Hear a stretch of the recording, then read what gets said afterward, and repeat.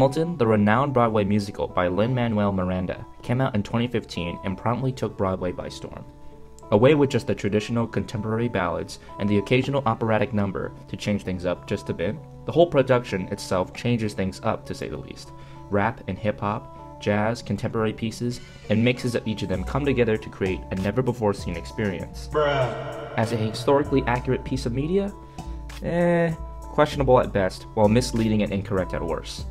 In my opinion, however, the musical is more of an introduction to the life of Alexander Hamilton and his constituents to get you more interested in the history so you can look more into it yourself. To illustrate the marvel that is this musical, let's unpack one of the many phenomenal songs in the roster, The Room Where It Happens. Alexander Hamilton has been making a name for himself through many moves in government and setting up the foundations of the government that we see today. He earns the respect and approval of George Washington, and even the respect of people who despise him. He's rising up and up at this point. Hamilton has been rising and rising since the start of the musical, gaining more and more attention from Washington and gaining more and more influence. By the time the scene The Room Where It Happened comes on, we see Hamilton in full swing, but this leaves Burr in the dust.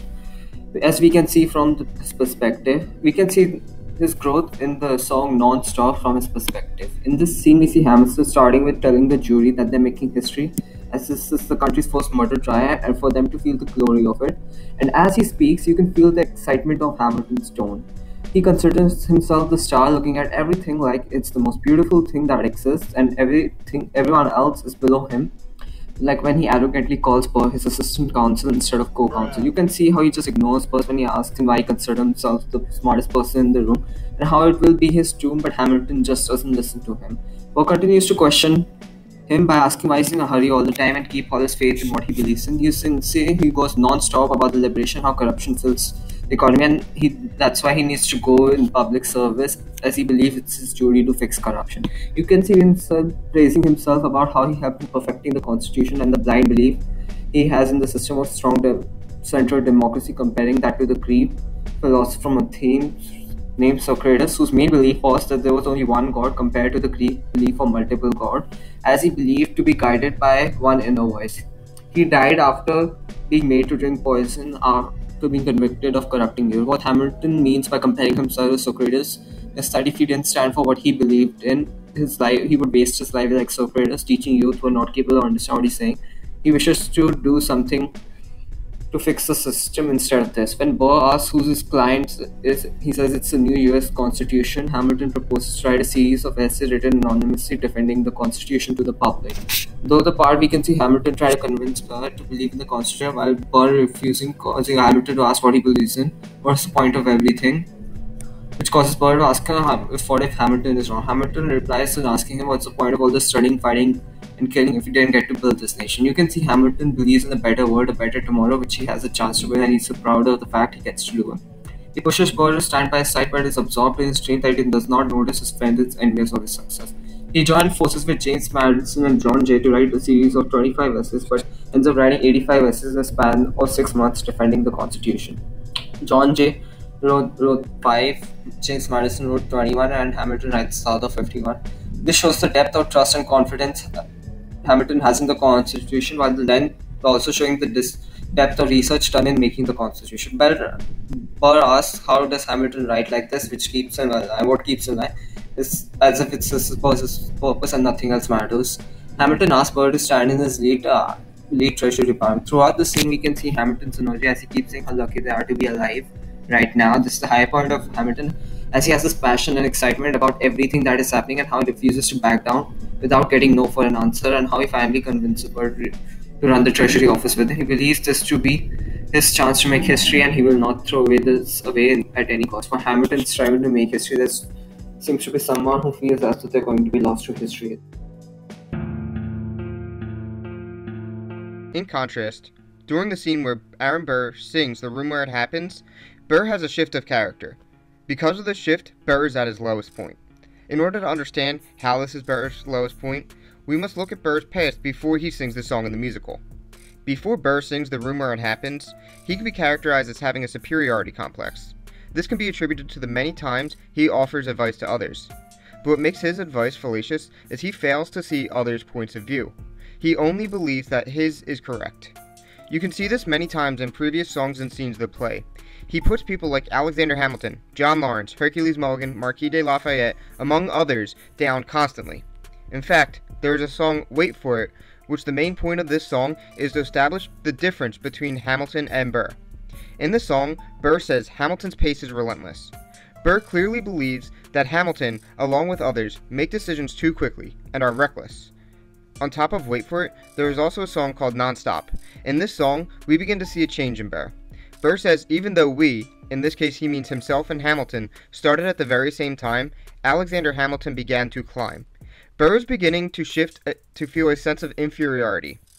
Finally, in the room where it happens, Burr is pushed over the edge. This is because, as we mentioned earlier, this is Hamilton's highest point. It is at this point that Burr develops an inferiority complex. He now has a sense that he cannot be lesser than anybody else. Others began to climb the political ladder. Burr remained at the bottom, somewhere he didn't desire to be.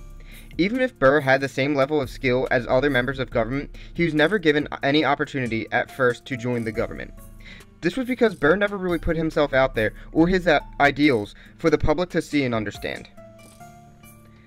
Now, to better understand how this is Burr's low point, we must break down the song The Room Where It Happens from Burr's point of view. We first see Hamilton, Jefferson, and Madison walk into a meeting. Burr is upset that he was not invited and was once again left out of the political conversation. Then, when discussing the outcome of what was agreed upon during the meeting, Burr points out that Hamilton is going to gain financial power. For Hamilton to hold this power and Burr to have nothing, this brings him down and is where he becomes irritated by being left out. Burr is also questioning the means of how this compromise was made. He's always thought he was a good person who wouldn't let corruption get in his way. He would let it pass him by. However, he now thinks that the only way to stop the corruption is head-on. This shows that the government is the opposite of what he envisioned it to be. He is the odd one out, and he is the one that must make a change. Towards the end of the song, Hamilton indirectly targets Burr by saying, "You will get nothing done if you wait for it," which, as stated before, Burr did quite often. This put Burr into his lowest mindset.